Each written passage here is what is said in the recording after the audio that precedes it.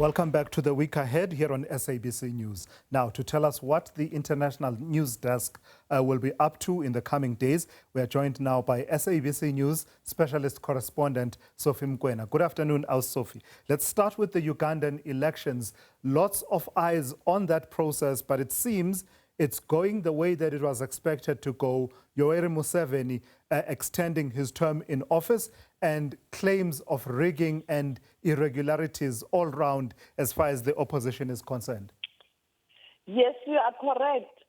The president of Uganda, Museveni, was declared a winner yesterday by the Electoral Commission in that country. And on the other hand, you had one of the opposition leaders, Bobi Wine, calling on people to reject the elections. On Friday, there were reports by his party that he was taken by the police, but it has since emerged that he wasn't. According to the video that he released, he indicated that he was able to escape. That simply means we don't know where he is. Many people are saying he is still in his house, sending all those messages in his house. And therefore, today we are not sure what's going to happen, whether people on Monday during the week will respond to his call. But for now, it's quiet in Uganda, particularly Kampala, because even President Museveni, outside his home, there was a lunch organized to almost thank him for the victory. We don't know whether it was the family or it is just people around him. Yeah.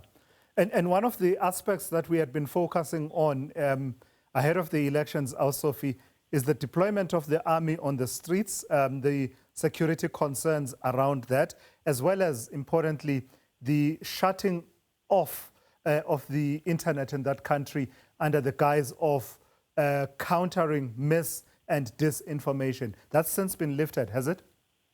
Yes, it has been lifted, but there are conflicting reports. One of the government officials yesterday, when he was talking to one broadcaster in that country, indicated that there was no connectivity because there was a problem with a cable in the port of Mombasa, which is not necessarily convincing, because why, if it was in Kenya, because when you talk about Mombasa, Kenya, why Kenya was not affected? And that's to that reason that didn't make sense, but it has since been brought back and people are able to communicate, but unfortunately, elections are over. Yeah, it really doesn't make sense, especially when the Ugandan Communications Commission had justified the shutdown and said we needed it to counter mis- and disinformation, and now you blame a cable. Quite dicey there. But let's move on, Sophie. Let's talk about the floods in Mozambique. It happens quite frequently in Mozambique around this time of year, but we're getting reports about the extent and the scale of flooding, including that situation involving the MMC of Transport in Ekurhuleni. Yes, you are correct. The meteorologists are saying that the floods you see in Mpumalanga and Limpopo, they actually started in Mozambique with that tropical pressure. It's not a cyclone, it's a tropical pressure or storm.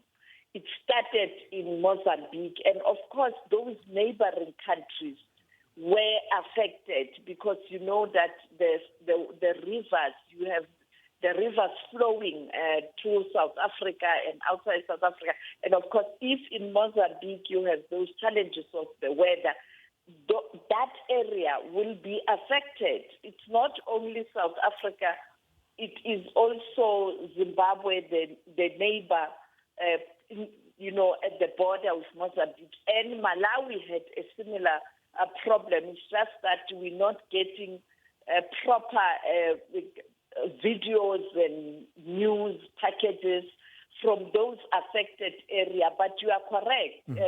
And this happened particularly in the province Gaza. Now, the head of diplomacy, Clayton Monyela, has just released an audio statement giving an update that we will carry, I'm sure, later on. In fact, our Sophie, we are able to play that now. An update, as you say, from Clayton Monyela, Head of Public Diplomacy at the Department of International Relations and Cooperation. Let's take a listen. The South African High Commission in Maputo, Mozambique, has determined that the incident involving the Ekurhuleni MMC occurred in Chokwe, a town in the Gaza province. It's about 2 hours north of Maputo. The mission has also made contact with the only person that managed to get out of the vehicle at the time of the incident. It was established that there were 5 people in the vehicle. The status of the other 4, and this includes the MMC, is yet to be confirmed. The MMC's wife and family are currently in Mozambique. They arrived last night. Our team from the High Commission is rendering consular assistance to them. We've also been told that the South African National Defence Force will send 2 Oryx helicopters to Mozambique to assist with search and rescue operations. One helicopter will go to Maputo province and the other will go to Gaza, where the incident with the MMC happened. All right, that was the voice there of Clayton Monyela, Head of Public Diplomacy at DIRCO. From Mozambique, Sophie, let's move over to Botswana. The pressure. Tell me about the pressure that the new president of that country, relatively new, President Duma Boko, is under. What did he say that has landed him in a spot of bother that relates to election promises? Well, it's just a clip that has gone viral where he's been quoted as saying that election promises are not legally binding. So I think you, with your legal expertise as a lawyer, you can unpack this better. I don't know, Sophie. Is it true that when you make promises during elections with your manifesto, it's a document, it's not binding, or it will be binding when you've taken oath of office or something? I don't know. Yeah. But that's what he said. And remember, President Boko is an advocate, and therefore he is a seasoned lawyer or someone with expertise as it relates to legal jargon and processes. So he may have used a legal understanding of a manifesto, which is true. But for ordinary people and voters, they will be disappointed because they expect that when you promise them, you'll deliver. Yeah. And I did exclusive interview with President Boko. I was the only journalist immediately after inauguration. He made huge promises. We will go back to those sound bites and understand why this legal interpretation, when he was on record to say that he is going to implement what he had promised voters.